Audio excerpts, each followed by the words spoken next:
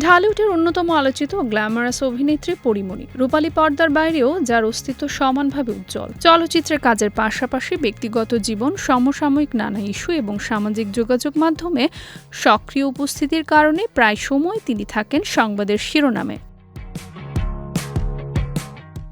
এবার ভিন্ন এক আবেগের রং ছড়িয়ে দিলেন পরীমণি। সামাজিক যোগাযোগ মাধ্যমে মাকে নিয়ে একটি হৃদয়স্পর্শী পোস্ট শেয়ার করেছেন এই জনপ্রিয় নায়িকা, যা মুহূর্তে নাড়া দিয়ে গেছে তার লক্ষ ভক্ত অনুরাগীর মন।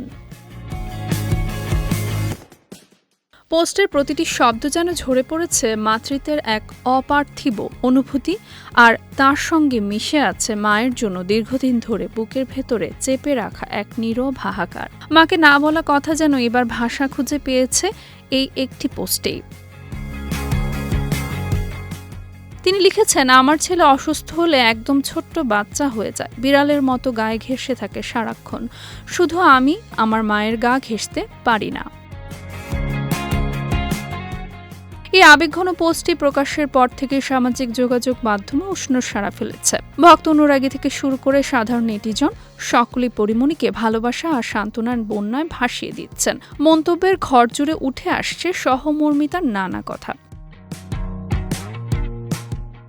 পরীমণি সেই পোস্টে মন্তব্য করে একজন নেটিজন লিখেছেন, মা বাবার স্নেহেই সন্তানের সবচেয়ে বড় নিরাপত্তা। অসুস্থ অবস্থায় আপনার ছেলের আপনার কাছে এমনভাবে ঘেঁষে থাকা আসলে তার ভরসা আর ভালোবাসার প্রকাশ। আরেকজন মন্তব্যকারী নিজের অনুভূতি প্রকাশ করে লিখেছেন, মা তো মাই হয়, পৃথিবীতে মায়ের সাথে কারও তুলনা নেই।